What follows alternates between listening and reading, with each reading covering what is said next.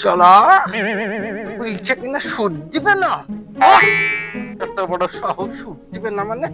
এই 1 মাস আগে 100 টাকা ধার দিলুম, এই 1 মাসে সুদ দিয়ে আসলে ওটা 500 টাকা হয়েছে।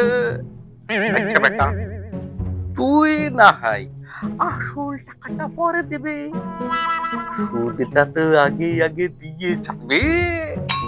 সুদ দিবি না মানে? তুই আমাকে চিনিস?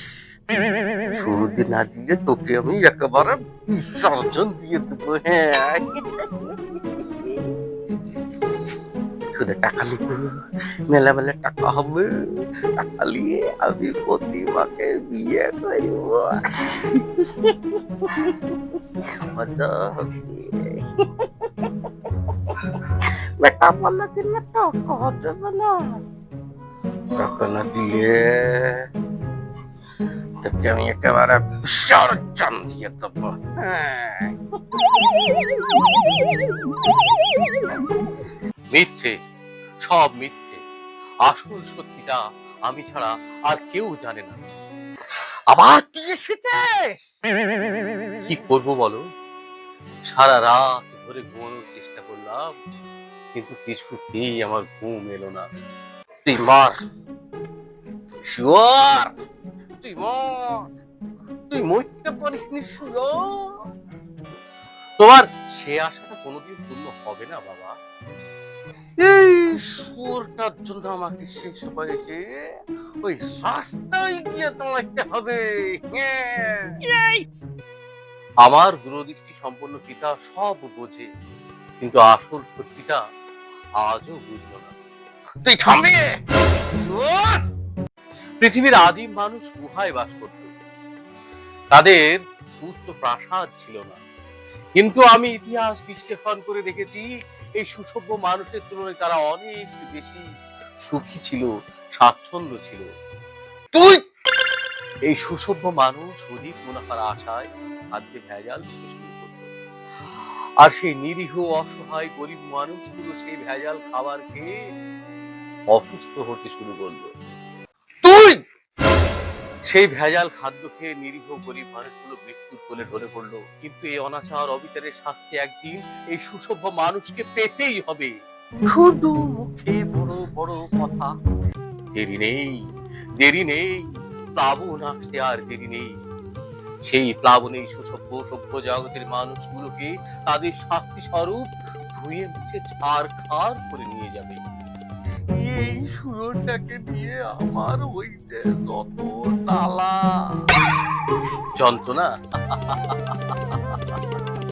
তুমি ঠিক বলেছো বাবা, এক রাস যন্ত্রণা এই বুকের মধ্যে সহ্য না করতে পেরে সেই পাখিটা খাঁচা ভেঙে উড়ে গেল বাবা, খাঁচা ভেঙে উড়ে গেল। এটাও আমি উপলব্ধি করতে পেরেছি। বলি ওইসব আজে বাজে লেকচার দিয়ে কি লাভ? লাভ? লাভ মানে তো ভালোবাসা বাবা, আর ভালোবাসাই তো জীবন।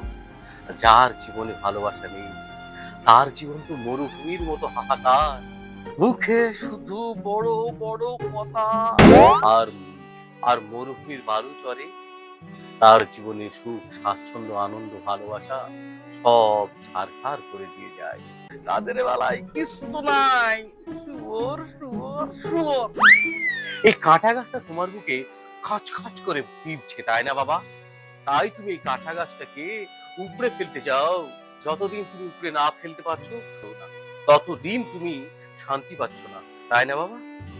কিন্তু তুমি মনে রেখো, তাতে তোমার লাভের থেকে লোকসানই হবে অনেক বেশি।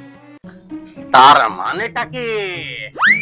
মানেটা হলো এই যে তোমার মৃত্যুর পরে কেউ কাঁদবে না, আর ততদিন পর্যন্ত যদি আমি বেঁচে থাকি অন্তত 2 ফোঁটা চোখের জল ফেলবো বাবা। আর এটাই হবে তোমার মস্ত বড় পাওনা। যা, এক্ষুনি আমার বাড়ি থেকে তুই বেরিয়ে যা, তোকে আমি আর একদম সহ্য করতে পারছি না।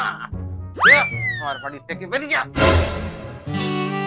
সেলাম বাবা, তোমাকে হাজারো সেলাম।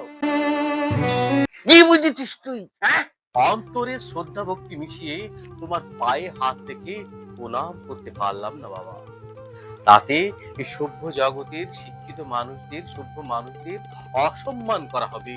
তাই তুমি আমায় ক্ষমা করে দিও বাবা। ক্ষমা? না না, ক্ষমা আমি তাকে করব না। এইরকম শুয়োর মার্কা ছেলে কারো বাড়িতে যেন না হয়। আর এই বাংলার এক প্রান্ত থেকে অপর প্রান্ত পর্যন্ত দিগ্ভ্রান্ত উল্কার মতো ছুটে যাব, লক্ষ লক্ষ তরুণদের বুকে জাগিয়ে তুলবো বিপ্লবের আগুন, কেড়ে নেবো স্বার্থের চাবুক, ধূলিসাৎ করে দেবো এই স্বার্থান্বেষী শয়তানদের আকাশ চুম্বি অহমিকা।